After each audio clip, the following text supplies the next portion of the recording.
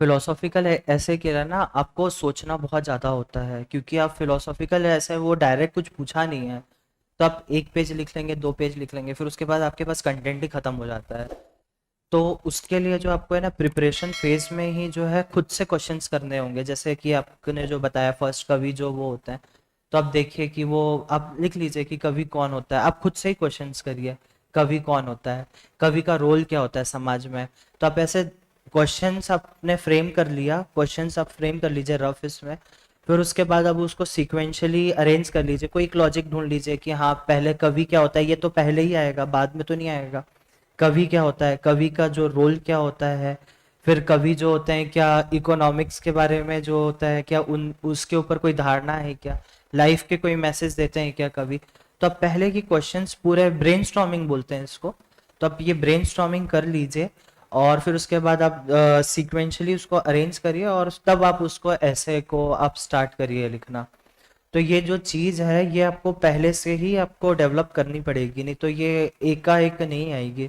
तो आप फिलोसॉफिकल ऐसे को आप ट्राई करिए, अलग अलग डायमेंशंस में सोचिए, जितना सिलेबस की जो डायमेंशंस हैं उसमें आप सोचिए।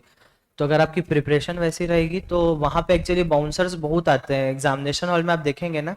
इस बार के जैसे क्वेश्चन था पुरवैया करके था, उसका इफेक्ट क्या होता है बिहार। ये सारे बाउंसर्स क्वेश्चन है, वो इसीलिए देते ताकि बच्चा वहाँ पे टूट जाए, मतलब उसको समझ में ही नहीं आया कि क्वेश्चन ही नहीं बन रहा, मैं क्या करूँ वहाँ पे।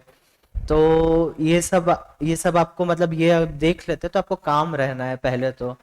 फिर उसके बाद आपने प्रोसेस, अगर आपने एनालिटिकल एबिलिटी जो है पहले से अगर आपने डेवलप कर रखी है ना, तो मेरे ख्याल से आप इजीली आप उसको कर पाएंगे, चाहे वो ऐसे हो चाहे आपका वो जीएस के आपके पेपर हो। तो आप मल्टी डायमेंशनली सोचिए, और मल्टी डायमेंशनल आप सिलेबस का जितने भी पॉइंटर है उसी केस में आप सोचिए, है ना। तो अगर आप प्रोसेस में ही वो सारी चीज़ें कर लेते तो हो जाएगा इजीली वो।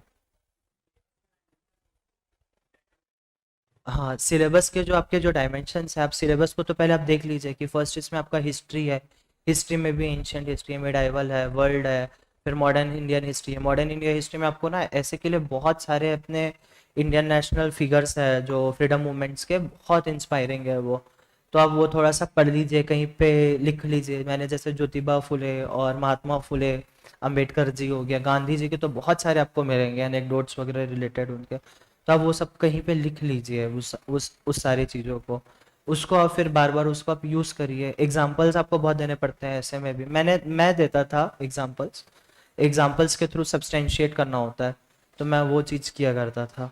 तो ये सारे आप डायमेंशन निकालिए, फिर उसमें आप कल्चर पहलू निकालिए। फिर उसके बाद आपका जो सेकंड पेपर है उसके आप जितने भी डायमेंशंस हैं वो निकाल लीजिए। लेकिन इसको जो अरेंज करना है आपको, तो वो आपको अपने विजडम के थ्रू करना होगा। जैसे मुझे ऐसा लगता था कि किसी भी चीज की जो इकोनॉमी होती है वो कहीं की भी वो बेस होती है, इकोनॉमी के बाद ही कुछ दूसरा होता है। तो मैं पहले करता था कि उसका किसी भी चीज का इकोनॉमिक एंगल पहले लिख लूँ, फिर उसके बाद जो है सोशल एंगल लिखो, फिर उसके बाद जो है इन्वायरमेंटल एंगल, जो भी आपके सिलेबस के हैं। लास्ट में आप टेक्नोलॉजी का लिख लीजिए, सॉल्यूशन जो है आप टेक्नोलॉजी के इससे वो करिए। लेकिन सिलेबस के सारे पार्ट को आप कवर करिए, उसमें एक जो एथिक्स का जो पार्ट होता है जिसमें आप पर्सनल आप क्या सीख रहे हैं, उस जो भी आपका जो टॉपिक है उससे आप पर्सनली क्या सीख रहे हैं, तो आप वो भी डालिए कि आपकी पर्सनल लर्निंग क्या है। तो सारे अगर आप कवर करेंगे तो मेरे ख्याल से बहुत ज़्यादा आपका ऐसे एनरिच हो जाएगा।